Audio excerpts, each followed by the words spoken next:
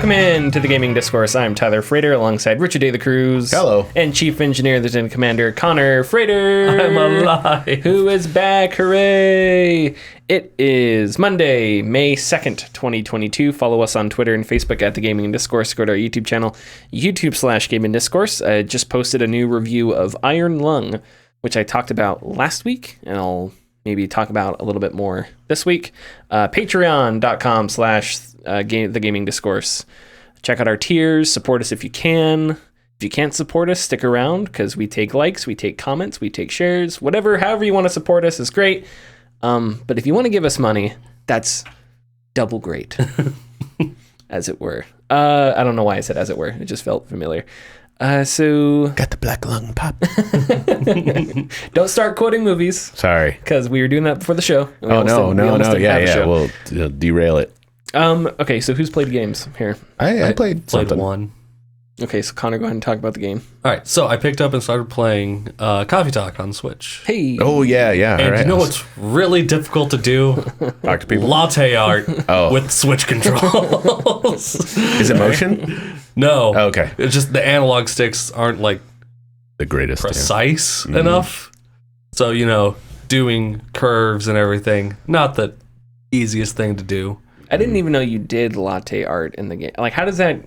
Do people order coffee and then you serve it to them while talking with them? Is that what happens? So in the people game? start having a conversation, then they place an order, and then you go make the recipe, and then you, if it's applicable, you do latte art on it. You can do latte art, you don't have to. And then you serve it to them, and the conversation continues. Oh, okay. Yeah. Is it can you be bad at it? Yeah. And then people don't want to talk to you? I don't know if they don't want to talk to you, but you can definitely serve them the wrong drink. Okay. Have you done that? No. Oh, okay. Because I'm a good barista. You're a perfect barista. All right. Do you like it so far? Sorry, didn't mean to cut you off. So far, it's interesting. When I picked it up, I didn't realize how much fantasy it delved into. The cover is a normal looking woman with green hair. It just portrays you're talking with a human, but there's werewolves, vampires, orcs. They all come in and order coffee. It's in a fictionalized Seattle. Yeah. Oh, okay. It mentions dwarves, elves, half demons, essentially. So cool. Interesting characters so far. It's hard to talk about the game and talk about the characters without just giving away parts of the story that are important to these characters. Oh, okay. But the one character that is easy to talk about because she's on the cover, and her name is escaping me now because I'm doing a podcast live, but her, sure. And she's the regular in the coffee shop. Alrighty. Yeah. So she, does playful jabs at you. You give them back, stuff like that. She orders espresso. That's really it. Just espresso. Okay. That sounds like a very calming game. It really is. Mm-hmm. And with work being hectic recently, it's been a real nice departure from work. Just sitting in a conference room by myself. Yeah, it's playing in the background, making pretend coffee. Making pretend coffee. Nice. All yeah. Right. So let's see. I've played a little bit more of the show. I've played a little bit more of Horizon Forbidden West. I played a little bit of Black Desert Online for the first time because I got it for free. Oh, neat, yeah. Steam gave it out for free a few weeks ago. The character creator in that is wild. The character creator is crazy. I'm not a huge fan of MMOs. This one is just you get into the game and there's just windows upon boxes upon buttons. It's all over the freaking place.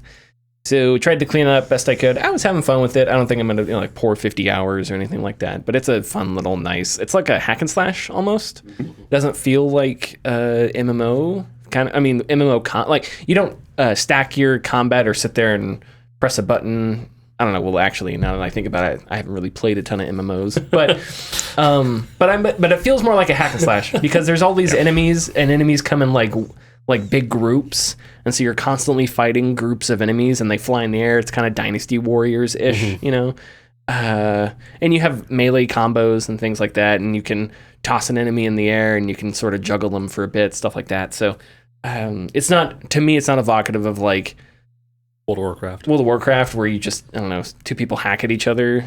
Gotta wait. Yeah, something like that. Anyway, so yeah, but I'm not. I'll play for fun. I'll enjoy it, but I don't think I'm gonna get super into it. So in the show.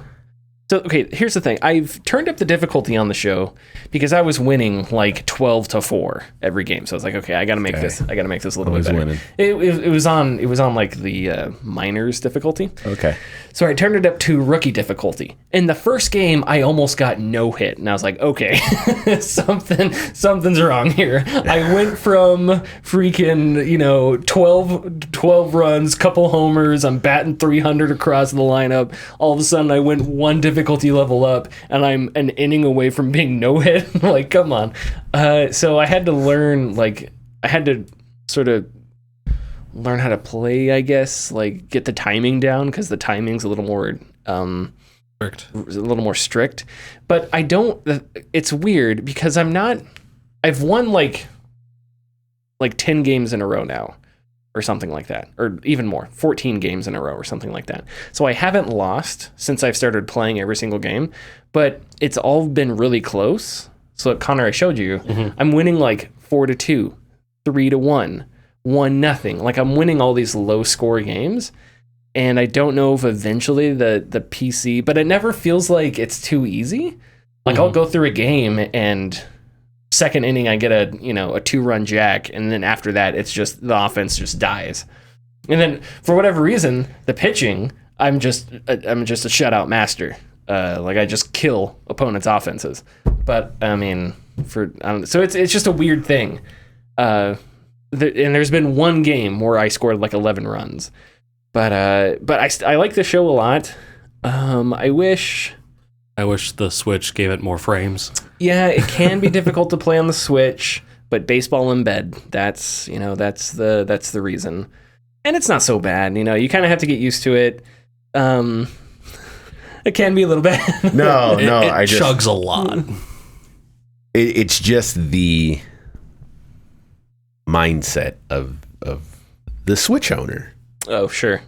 And I don't think it's entirely bad, but it is like, oh man, Skyrim $50 again, but Skyrim in bed. Skyrim on the plane, Skyrim on the that changes. It's a whole new paradigm. Yeah, and that's what is good about the Switch, and that's why I defend it so much, is because of that convenience overrides anything else. Like guy in my store was picking up Witcher 3 on the Switch, and I was like, hey, do you have any other way to play it? Like, yeah, PC or whatnot. And I was like, well, you can play it on those. It's going to be better. And he's like, yeah, well, I'm on a plane ride, whatever. And I was just like, oh, all right. Conversation's over, because that's exactly the reason why you're getting it. Yeah, so sure. But yeah, I'm having a lot of fun. I made a trade today, and this is very important in the fictional MLB universe that I reside in. I gave a prospect one of my closing pitchers, and who else was it? Oh, and Josh Donaldson, who was a third baseman who I don't use a lot anyway, because DJ LeMahieu's better, and he's a better guy to put the top of the lineup. So I traded them away for Manny Machado, Manny Machado is one of the best third basemen in the league, very good defensively, and he's good offensively too. He's one of the best players in the league, and also one of the best third basemen. So I traded him away, and my lineup is just ridiculous. I've got LeMahieu, Judge, Anthony. So here's the thing about the game that doesn't connect with real life, right? So Anthony Rizzo in the game has a really high vision score, which I assume means that when Anthony Rizzo is up to bat and you're playing as Rizzo, he is better at being able to identify like the motion of pitches, right? And if a batter's vision score is really low, it's sort of harder to identify where the pitch is going to land. I think that's what's going on. But so I put Rizzo and I bat him third, which I think traditionally people probably wouldn't do in real life. They'd probably think that was dumb. But because he has such a high vision score, it makes sense when I'm playing as Rizzo to put him at third, right? Because then he has that high vision. So if I can get two guys on base, here comes a guy that can see the ball really well, and he has power. So it sort of maximizes my chances of optimizing the offense at the top of the lineup. This is stuff that I love. Connor's laughing at me. It took him a few years, but Tyler finally figured out how to work sports into his video game podcast without it being intrusive. Yes. It's working. Let's see. What else can I go here? No. It's a lot of fun. And I think so far I haven't I don't want to do this anymore. So far I'm still having fun playing the game. And baseball's a really good sport, but it is definitely the nerdiest sport. Absolutely. It is 1,000,000,000% the nerdiest sport. I was having fun just moving dudes up and down the lineup, which is such a no one on earth thinks that's fun, but me and 12 other nerds, Should I put this guy at 7 or 8? Anyway. I know there's a handful of people that actually enjoy it. Yeah. They're in the MLB. Yeah. they do it for a living. The good news is that the actual Yankees are doing pretty good too. So they need to keep chugging along. Now, what I heard What'd you hear? last week right before you yeah, you were worried about them. I was worried about them. Yeah. Can I say one other thing about baseball? Finish. That's different from other sports. Sure. So baseball is the most in the moment sport, right? So if week 4 of the NFL season, Aaron Rodgers has had 4 weeks. He's thrown 4 picks, no touchdowns, has a completion percentage of 40%. He's just sucks. And you ask somebody who's the best quarterback in the league, they're going to go, oh, well, it's Aaron Rodgers. Because, he sucked, but we all know it's Aaron Rodgers. It's Brady. But in baseball, baseball is a moment to moment sport, right? So it's like if you ask somebody who's the best batter in the league right now? All right, is it facing a righty or a lefty? Well, not only that, but it's also in a month from now, totally different answer. Yeah. Because a guy can just go into a slump, and for 20 games, he just sucks, right? Mm-hmm. So anyway, I think that's interesting about baseball, how much can change over the course of a season.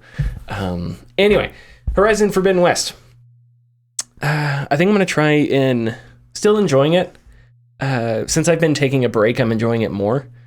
Because I was playing it a lot, and I was just sort of burning out, just sort of checking off boxes. But then I played baseball, so I can switch to Forbidden West, which is really good. 2 completely different paces. Go from simulation. Here's the 1-2. That's just a bit outside, and here's a sponsor. A 30-second break in between pitches or something. But in Horizon Forbidden West, it's just nonstop combat robots everywhere. So what was I going to say? I don't know how far I am from finishing it, but I think I'm fairly close. One thing I'm kind of disappointed about is I don't want to call them companions, but you have people, that I told you, Aloy forms a team, right? And they do have side quests where each person has a side quest and you will go with them on a side quest and they'll accompany you and they have some dialogue, and it's something that the side quest that has to do with them. One character loses an arm and you go help find their arm. Yeah. It's like the scene in Saving Private Ryan. No. You go help them build a mechanical arm out of machine parts. So, stuff like that. But you don't do anything outside of that. And when you go into the base, they're always in the same spot, always doing the same thing. And something I always loved about Dragon Age Inquisition or Mass Effect or whatever is, I don't know. Well, I don't know if it happened in Mass Effect. I think it did. You would find your companions in different places, and there'd be a different scene. Not so much Mass Effect. No, not Mass Effect. I just remember in Dragon Age Inquisition finding an Iron Bull in the bar, and you shared a drink with Iron Bull at one point, and how freaking awesome that was. And it was just a little cutscene, and all it was it took a interaction and moved it to the bar, and you shared a drink with one of your one of your colleagues, and that's like, that's awesome, you know? It's a great little... So I understand not every game can do something like Red Dead, where you go out and it's a 30-minute quest where all you're doing is fishing, and you have that with every single character. No, every game should. But it is... Next show game, there should be a fishing mission. But it is nice to go into a place and feel like you're getting to know the characters, not just running to where the character is and going through a dialogue real quick. Yeah. But it's still fun. I still enjoy it. And yeah. Iron Lung. It's a horror game.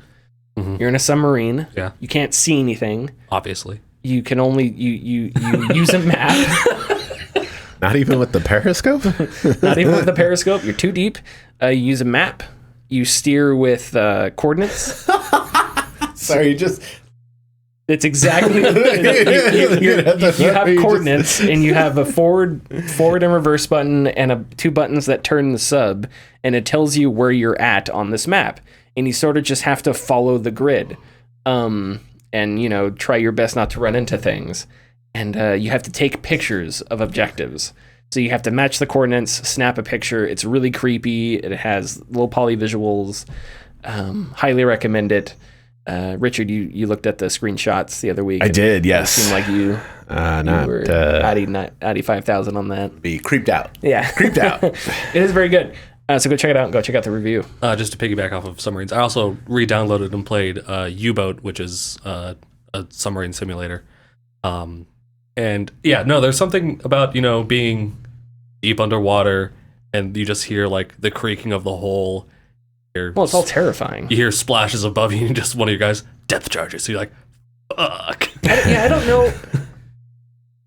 There's just something about being deep underwater and having no visual. Yeah, and I'm not sure, because if you play a game where you're in a jet, in an airplane, like you've got nothing around you.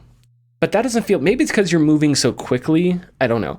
But when you're in a submarine, maybe it's because simultaneously you're covered in water, and then when you play Cold Waters, you see the ocean floor. So you see how much it's just water. That's all there is. And it's a flat ocean floor and water, and then you're a tiny little sub.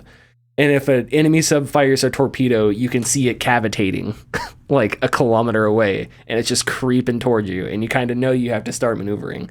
Yeah, submarine warfare is definitely horrifying. Has there ever been sub on sub? Oh yeah. Yes, actually. No, that Richard. I think it was in World War II. Was there? Yeah. Oh. I think it was in the South Pacific. Oh, okay. Richard. Yeah. Tell us about Well, I had a Jimmy John's and I had a Subway, and it was. I'm gonna try to talk about these because my brain don't work so good right now. I feel that. So I played more of Godfall, a good amount more, not like hours, but more that I kind of got a feel of the game, and my opinions have changed a little bit of my initial assessment, and although I still think Godfall is a better game than people give it credit for, there's one major shortcoming, and that is I could not give a shit about the story. Oh no. It is first off, it is plain and simply just immediately you're thrust into this world and stuff is already going down, and you're apparently already somebody who can solve the problem. And the problem is your brother, who has this thing that makes him God. He's going to destroy everything, and you have to stop him. Oh, okay. That's it. And so you have to go through and fight his generals or underlings in order to get to him and then take him out. That's plain and simply the story. And I couldn't care less. It's very plain, by the books, by the numbers. The voice acting particularly is so boring and dry that it really takes me out of it. Oh no. Yeah, it's these actors are just plain and simply delivering their lines. I don't even want to call them emotions. There's no emotions, there's no nothing. It's just the lines are what they are. Just straight. That is it. Yeah, played it straight, and it's like, ugh. So me and my other two friends were playing because it's 3-player co-op. and we're trying to get through the first mission, and we were doing it on hard just because we were like, whatever, we're having fun, we'll just do it hard. And it was tough, but eventually after like the 4th or 5th time retrying the level, which by the way, on hard mode, they only give you 3 revives. Once those 3 revives are gone, it's game over. You restart the entire mission over again. You don't restart like checkpoints. So that was already a bit aggravating. And so after we did that, the next day I played with another one of my friends alone, and we just did normal, and we decided to, because we finally beat that hard mission, we finally decided to go to, like, there's a free roam mode. You have your singular missions that you go through, kind of give you an idea of what to expect throughout that area. And then there's a free roam mode where that area, you go into that same area, but it's a hell of a lot bigger. Like, a lot more of the map is opened up to you. Mm-hmm. And you have ways of traversing through everything. However, now there are like new enemies and new groups of people that were not in the main missions whatsoever, who have new abilities and new things that they can do that really brought the excitement to playing the game. Oh, okay. Which obviously turned out for the good. We leveled up more, and we started to unlock more and more things. Of course, the weapon designs are freaking cool. Like the way your swords look, the way your twin blades look, your long poles, your pole arms, whatever, and the hammers, they all look awesome. Your armors look cool, and that's exciting. Like, whatever you pick up, got to equip it, and you find out that you have like not attributes, ailments you can provide to enemies, ailments you can provide to yourself, buffs, debuffs, and then it's like, oh, hey, at this point you've gathered a banner, and you find out, oh, I can drop a banner that has an AoE that buffs all of my teammates, and so it becomes way more. The leans very heavily into the RPG aspect of it, and as we were playing and looking around at all of our stats and stuff, we all kind of groaned in a good way. There's a expand details button. Mm-hmm. As soon as you hit that, like, it goes from like your little square to like the entire full page, and it's just lists of like percentages and stuff that like you can, and it was like like delicious. Yes, yeah. Like, give me that hard number crunch. Yeah, like this is actually more in depth than we thought. Sure. It's just unfortunate that to get through it, you have to deal with the bland story that's provided to you. Yeah. And then we eventually got to the point where we got strong enough that we tried out the boss, that area, and it was a very long fight, but it was very well worth it. And we had a ton of fun playing in those modes. It's just, now we have to trudge through the story mode missions in order to unlock those free roam missions, to vice versa and whatnot. So for what I paid for it, I think it's very much worth it. So I'll stick with it and, play with my friends, and we'll see how far we get. But after that, I tried out, because it was on a star deal from Fanatical, but I tried out unplugged air guitar for the Quest VR. And it is, I saw like a trailer for it, and I was like, holy crap, it's Guitar Hero for VR. And I was like, oh, this is sick. So I downloaded it and tried it out, and that game is equal parts disappointing and exciting. Okay. And it's exciting because it is Guitar Hero, but in VR, you don't use your controllers. It's all hand tracking. So you have to look down, obviously, at your guitar. You got to strum, and your four fingers are like the green, red, blue, whatever, and then you'll have to like put them to whatever chord is there. And then on the neck of the guitar, there are 4 sections wherever those buttons come down on. So you have to move your hand to wherever it is, and then hold up whatever fingers you need. Interesting. Yeah, the guitar, and strum it.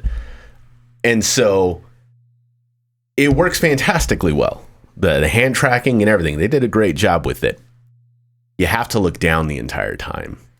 And with the weight of the VR headset, in a matter of not even the full song being done, I'm already like, I can't play this anymore because it's fucking up my neck. You can move the guitar, like if you grab they have you grab the whammy bar to move the guitar wherever you want, which is like, oh, this is funny, but you can only move it till about like right here. And I can't really like, that's weird to like, because the guitar ends up being like right here and you're like, you hold it Beatles style. Yeah, right. Yeah. So I don't know. I might give it another shot because thankfully it was cheap, and I'm kind of hoping and waiting that maybe they'll add a custom song like, editor, because then endless songs. But Cool. it is very impressive, like 80-90% impressive. It's just the looking down and and it's also kind of weird. I kind of want to get a Guitar Hero guitar or a Rock Band guitar and just have it there while I play, so that my hand can stay steady in those sections. That makes sense. Because that would be nice. Or just get like a broom or something, or a guitar maybe. That adds more weight to the body though. Guitars aren't that heavy. No, it's not that bad. But I just played those. I played Godfall and Unplugged. Okay, awesome. And that's it.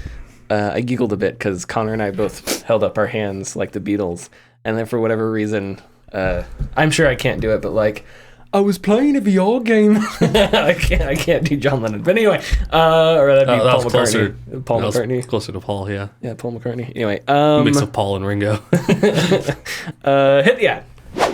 We want to give a massive shout out to the sponsors of this episode.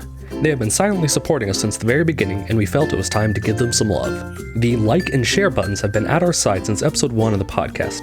They can be found just beneath this episode. Please give them a click, it helps us greatly. If you're feeling lucky, click the bell icon to enter for a notification anytime we post new content. You may be surprised by what you get. Contracted Dragon Age 4 developers are unionizing. These developers are from Keywords Studios, and they're organizing over bad pay and a full-time return to the office. Working in Edmonton with BioWare, a representative for the group told Kotaku that Keywords staff don't receive time off, even as Alberta's guidelines recommend 14 days of quarantine after a positive COVID test. The group applied under the United Food and Commercial Workers Canada Union. If Alberta's Labor Relations Board meets their labor code's requirements, including that the union has at least 40% support from the employees and the proposed bargaining unit, they will hold a vote for representation. Keywords was previously criticized for having its staff return to the office during the beginning of the pandemic. I think the story I read was from March 2020, like late March 2020, which would have been just the beginning of it. That would have been like well into it, because it started... No, it started in 2020, March 2020, because that's when I moved to California. For us, for China, it was like 2019. Well, like 2019. Sure. But we eventually want to get bought up by Tencent, so why don't you calm down there, Richard? Oh, sorry. Why don't you calm down? In other news, the Communications Network of America has filed... different story. The Communications Workers of America... I went into it too quickly. The Communications Workers of America has filed an unfair labor charge against Activision-Blizzard. Communications Workers of America is the union that Raven Software filed under, and if I understand it correctly, it's like a parent, kind of like a parent company. Okay. Because Raven Software made the Game Workers Alliance, I think it is. But the Game Workers Alliance is a part of the Communications Workers Alliance. Don't quote me on any of that. Anyway, the CWA says workers were told not to discuss issues related to sexual harassment / discrimination, the sexual harassment / discrimination lawsuit, and the complaint itself says workers were not to discuss issues regarding wages / working conditions on Slack. Another day, another terrible story. Yeah. We talked about it last week. Yeah. And I can't give, I don't know, I can't give too much on, like, I can't answer questions about how legal advice. Legal advice or how unionization would work, or what the best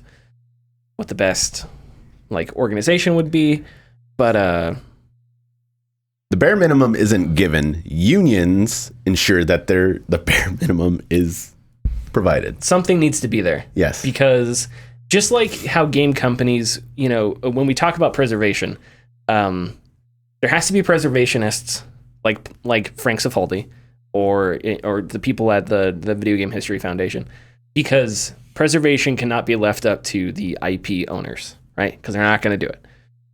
So I think in a similar way, if these companies are unwilling to make their working conditions better, well, then what else is there to do? So if you're not hot on unions, fine, but at this point, what else is there to do? With this, Activision-Blizzard is just, it's just so obnoxious. I don't know. You know, I guess the perspective I come from is, if you are doing anything offensively at this point, you are wrong, because your reaction to the lawsuit was to call it frivolous. And then over the course of a couple weeks, executives left and you backtracked and your CEO stepping down. So if you really believed it was frivolous, you'd think they would fight a little bit harder to keep all that intact. Yeah. But they didn't. So so that was your first reaction, which was abhorrent. And now we're here, and it seems like, I don't know. It just annoys me because this company has not done anything or reacted to anything well over the past 2 years or however long it's been. Year and a half, whatever, right? Yeah. So it's the same thing that annoyed me when they upgraded all the part-time positions to full-time, and then there was the same thing about, but they didn't do it for Raven Software, so there was the sort of controversy there, and it was the same thing. It just annoys me because it's like, there was a lawsuit about your working conditions. You said it was frivolous. Backtracked. This is what happens when you create a toxic work environment, and now you're stifling attempts to make it better. And they may say, well, why don't you just let us do it? And it's like, well, how can people trust you? Your board said they were behind Kotick before he left. Have they changed their mind? Like, I don't know. Well, how are we supposed to trust that you're going to fix these problems? It's just ridiculous. And so, yeah, anyway, it's annoying. I have one more. Did you guys? No, please go ahead. Okay. In other Activision news, Activision lost a third of its active players over the past year. This is according to the company. Monthly active users of Activision's games have fallen by a third over the previous 12 months, and Blizzard's engagement has dropped 13% year on year. Mm-hmm. We don't get numbers like this often. No, we don't. And I could not find where specifically it was from. But it was like this report, or yeah.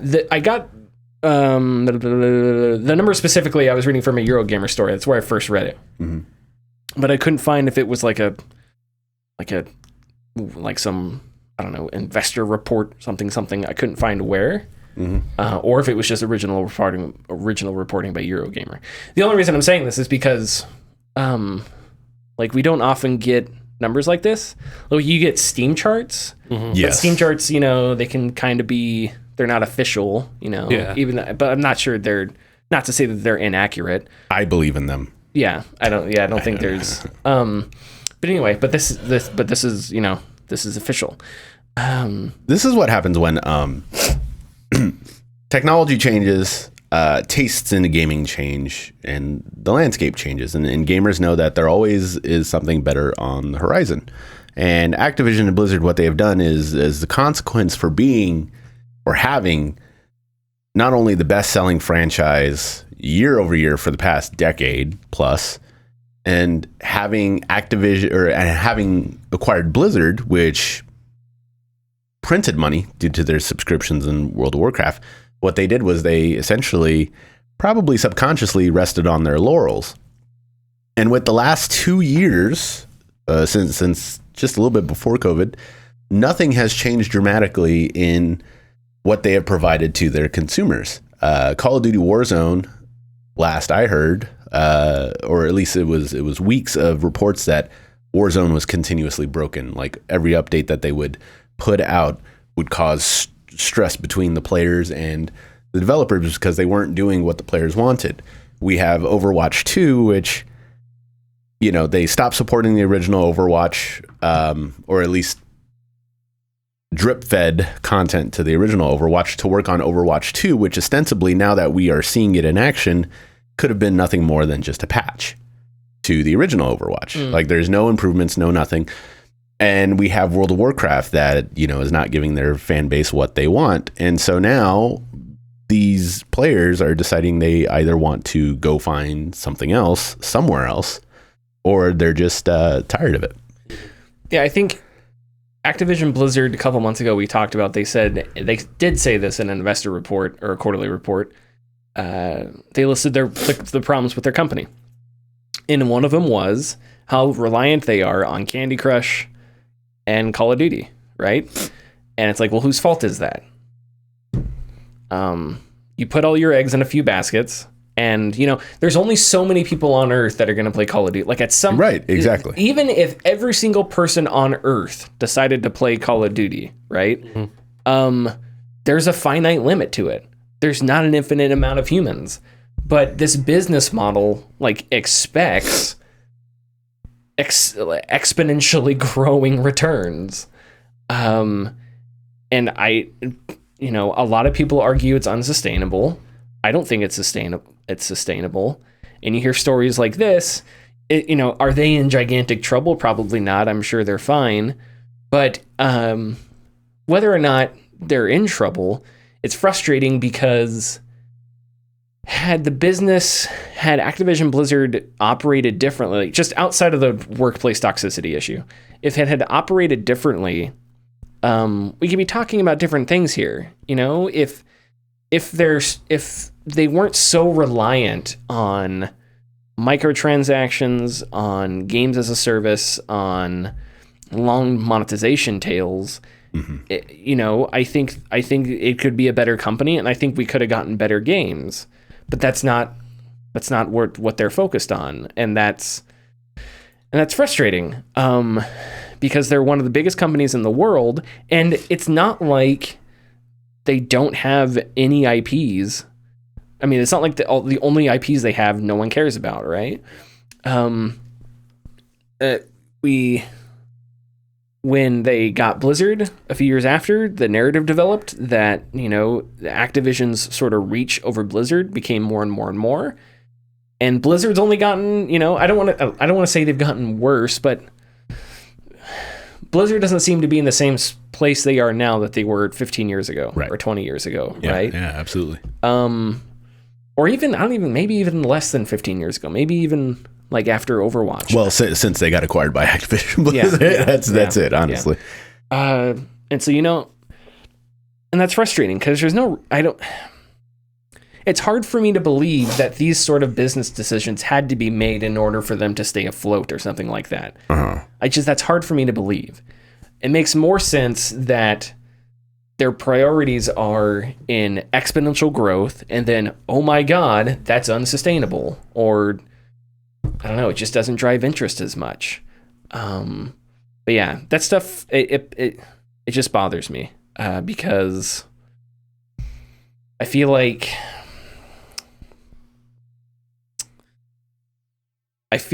it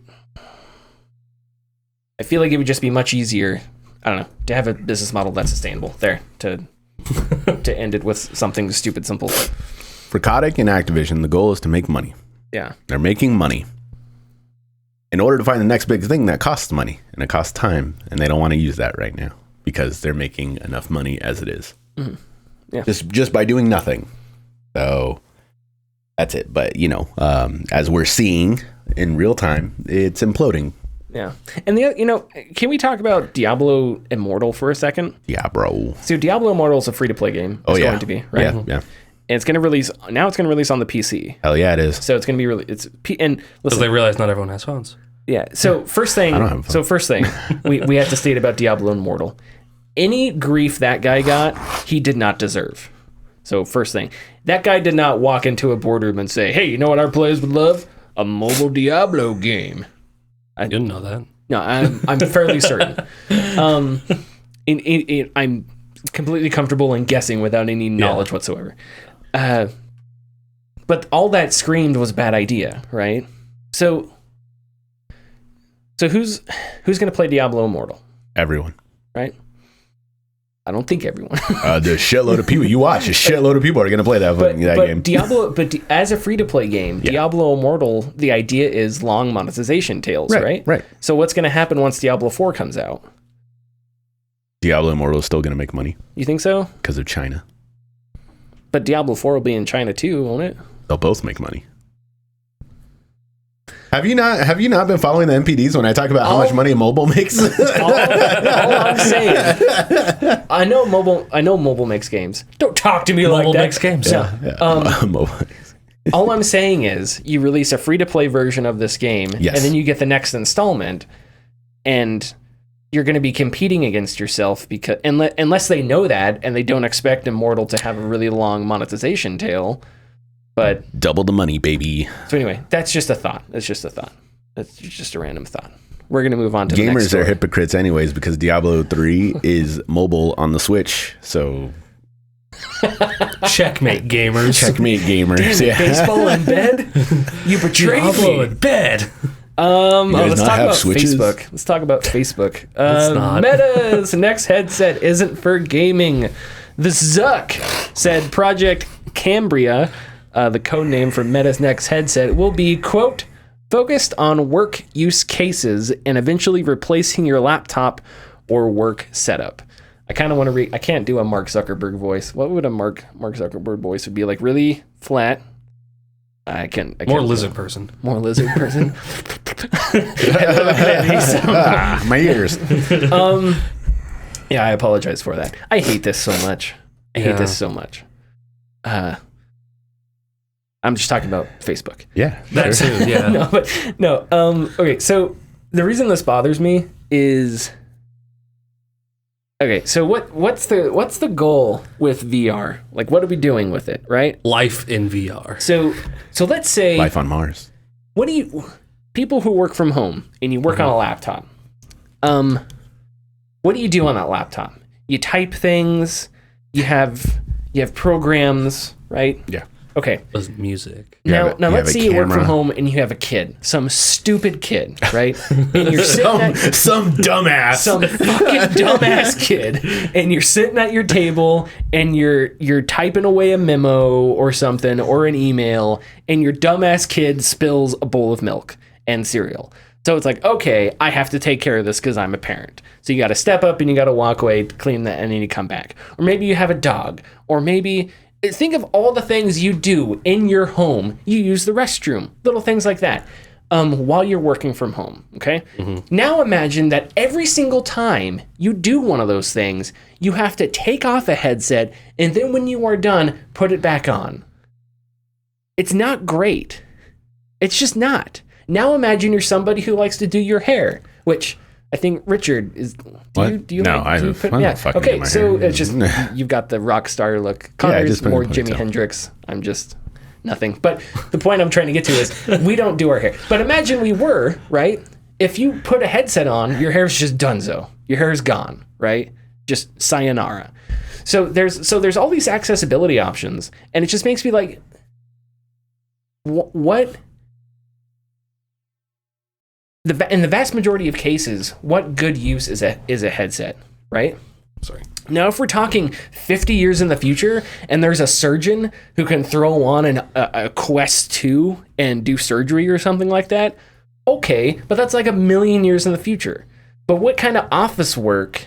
I don't know. I don't see that as a useful way to evolve VR, and it bothers me. Because you're not part of Web3, man. And it bothers me because Future's now, old man. VR's obvious use is gaming. That's the thing that works. We know it works. Not everybody can play games in VR. That's understood. Not everybody can do things in VR, period. But we know gaming in VR works. We know people can play 5-hour sessions of VR games. This thing, there is a market. It works. You can build games around that. And the company that has maybe, I don't have the numbers in front of me, I'm going to guess, maybe the biggest market share of VR right now, because of the Quest 2 or the Meta or whatever the hell it's called, they're pivoting to like some tech bros fucking like hobby horse that has to do with buzzwords like metaverse and crypto and blah, blah, blah. And it's just like, nobody wants this shit, dude. Nobody. They don't give a shit what people want. Like, just... Yeah. It's just another revenue stream for them. Just remake the first Resident Evil in VR. Something like that. It'll be fine. I almost panicked there for a second. Anyway, so that's what bothers me. And maybe I'm overreacting. I don't think I am, but it's just like, and that's besides all the other problems with Facebook or Meta, or whatever the fuck it's called. It's besides all the other problems with that company, which, is limitless. So, oh, by the way, I'd like a review copy. Let me just email you real quick. I'd like a review copy of the Splinter Cell VR game you announced a couple of years ago. Please and thank you. Meta PR team. Ubisoft. Yeah, I guess it'd be both of them, huh? Or maybe I can email Ubisoft and be like, hey, well, no, they suck too. I've said a ton of stuff about it. Yes. Yeah. I'm just burning bridges. Richard, you want to talk? Hey, hold on, wait. Damn it, I lost my point because you're tired. No, I'm still going to talk. Okay. Shit. I don't think you're wrong. Okay. But I don't think you're wrong at all, because everything that they want you to do in VR, I can literally just do right now. Like, just right now. I got a camera, what does having a headset on add to that? Does absolutely nothing. Sorry. And like people are already so annoyed that these Zoom calls could just be emails. So why accentuate that? Right? This VR meeting could have been a Zoom call. Oh, man. I enjoy my Oculus Quest. I enjoy what it brings to the table for me as a gamer in the VR world. Yeah, me and, too. Just at home. However, as long as Oculus has been around now, other companies know what can be done with VR, cheaper side of the spectrum. So let Facebook, Meta, whatever, do what it has to do with its next headset. Because I guarantee you someone like Vive or even Steam will create something very similar that we won't have to worry about what Facebook does with this. We can just go that way. I hope to God you are right. I get like the numbers that come from like how many people now have an Oculus headset on Steam, like compared to like, there's no way that these companies aren't looking at those numbers and are already trying to figure out something to compete with the Oculus Quest. Like they have to be. There's no doubt. Or maybe they've just seen the writing on the walls and they realize that the path that Oculus is moving isn't going to be an issue for them, so they're just moving on business as usual. Right. Yeah, maybe. It makes me afraid of the kind of impact that this could have on the wider VR market.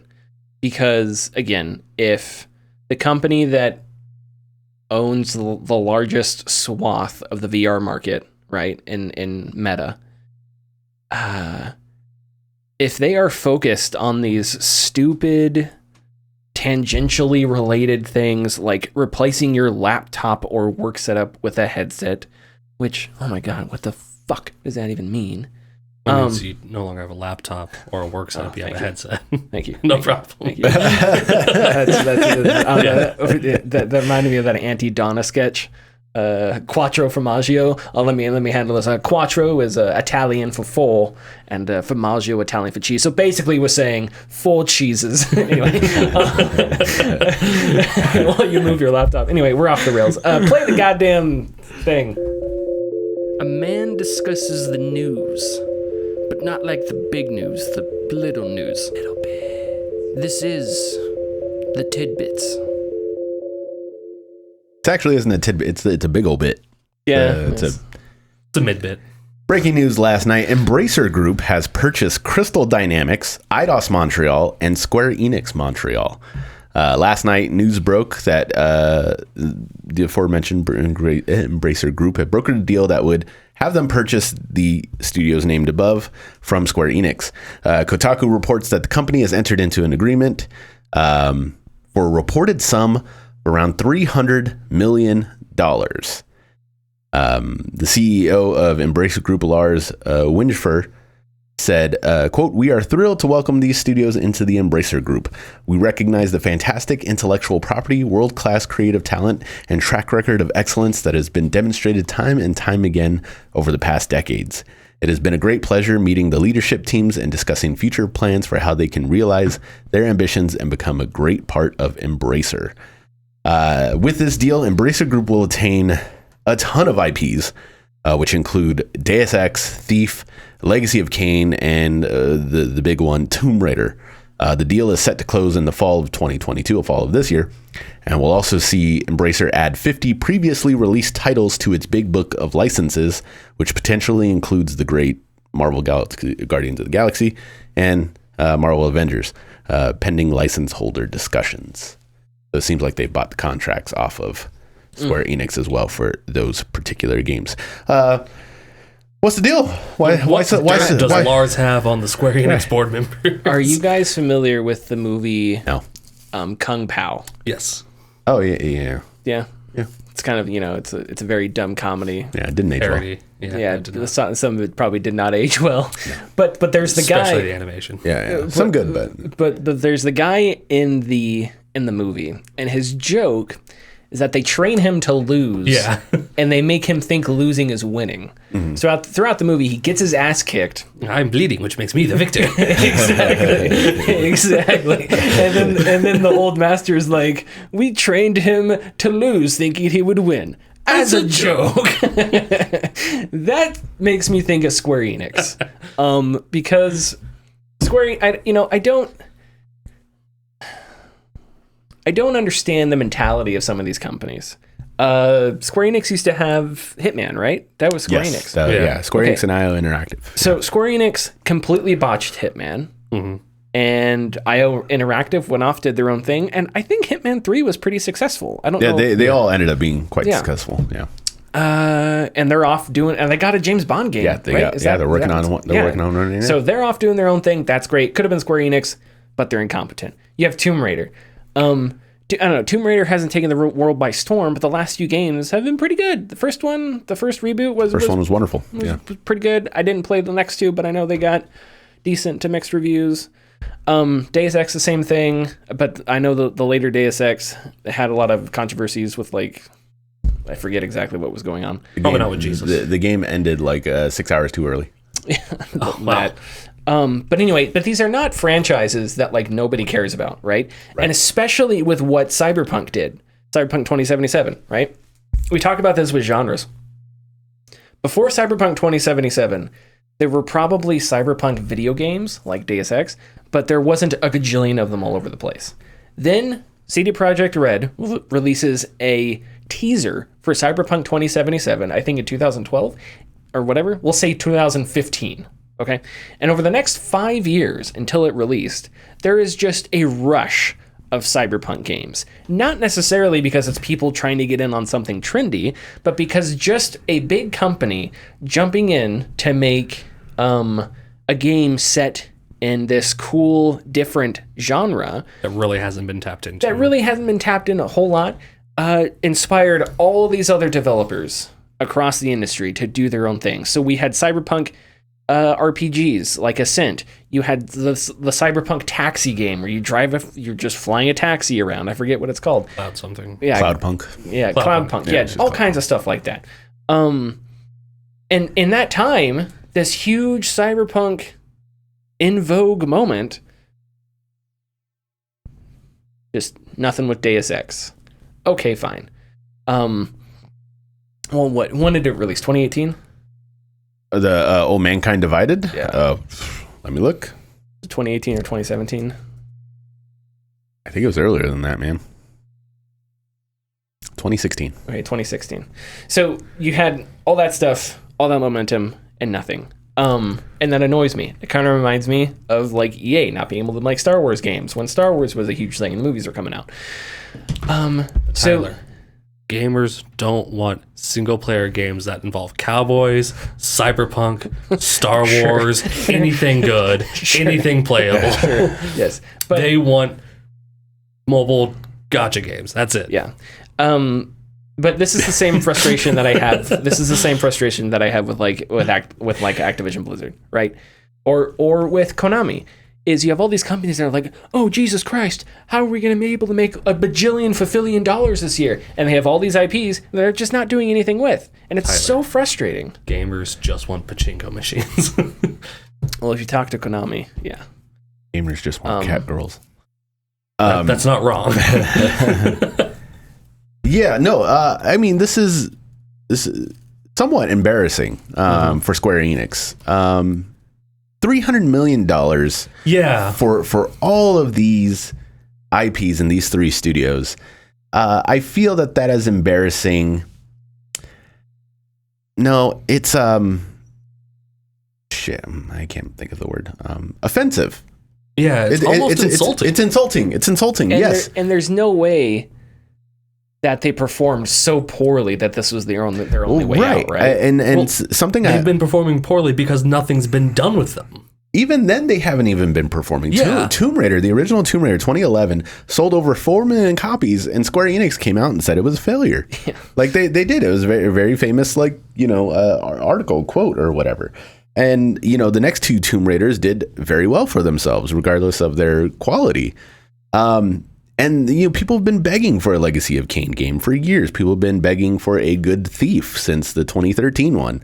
And of course, the Marvel properties, you have gold there. Oh my God. But you're not doing anything with it. And Square Enix is off with their president worried about, short-term, quick cash grabs with the blockchain and the NFT stuff. Yeah.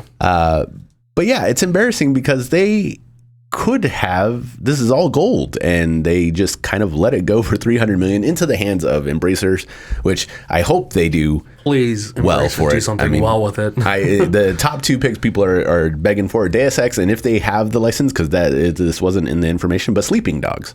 The Sleeping Dogs just up in nowhere. So yeah, I hope that something happens with those. But along with that hope, there comes the question of how did Sony or Xbox not get this? Like, what's that? I find that very interesting. That is interesting too. It would have been very, I'll use the word poetic, if Sony were to acquire, Crystal Dynamics, because, Tomb Raider was not birthed on the PlayStation, but that's where it became, the hit it is today. So it would have been nice that they were able to grab that, because I'm sure they would have given it to Naughty Dog or something. in a roundabout way. Uncharted. Nathan Drake versus Laura Croft. Tomb Raider crossover. Yeah.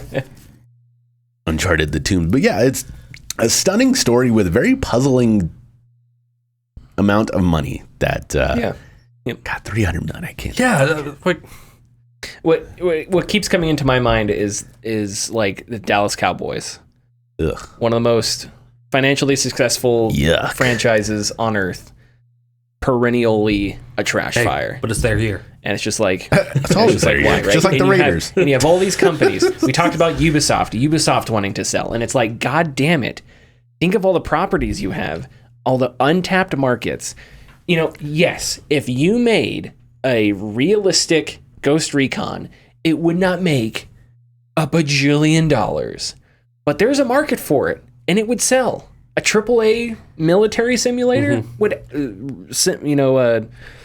that's realistic and all that would sell. Like, I totally believe that. Maybe you don't have to make it on the scale of Arma, but something with smaller scope, but, intimate, intense, co-op, whatever. I think that would sell. But all these companies, there's such a dearth of not just innovation, but just there's a dearth of willingness to do anything. There's a lack of initiative. That isn't, in their minds, a complete guarantee of monetization tails. And, I think about Avengers, and that's just so infuriating to me, because it's just like, you make a single-player Avengers game, you play as a couple of the different Avengers, they have different mechanics. You go all sorts of ways with that. They make some live service game that has to compete with other live service games, and it just generates no interest, falls flat on its face, and it's super disappointing. And it's just like, at the same time, it's one of the biggest properties in the world right now. Yep. And they're doing nothing with it. And it's dumb. It is dumb. And I think that's a consequence of the culture in gaming now, especially with how much money is made every year. It probably has partly to do with Activision as well. But not every game you make has to be a hit. Like a major hit. It could be a marginal hit, and there's nothing wrong with that. You know, the less money you spend on development, the more money you can reap. So even if you make a Ghost Recon game that has somewhat some subpar graphics, like AA graphics or something like that, like you will find your audience. There is a ton of Ghost Recon fans out there who want to see a return to form. They don't want to see an open world, edgy, Listen up, Team hombre. Seal 6, stuff like that. Very arcade. I mean, Yeah. I don't want to get into reviewing Ghost Recon Wildlands or anything like that, but we're on the same page. I absolutely believe if you made the next Ghost Recon Return to the Roots, you didn't make it as hardcore simulator, but you made it something similar to Arma or something like that. I think that'd be hugely successful. Not hugely successful that you could buy, an entire continent, but successful enough that you could sell it and stuff like that. And even then, at the end of the day, like, I guess thinking about it right now, I couldn't care less if Square Enix let go of all of these guys, and for the amount that they did. All I know is that now they're in brand new hands who I hope to see realize the possibility of what they have. Yep.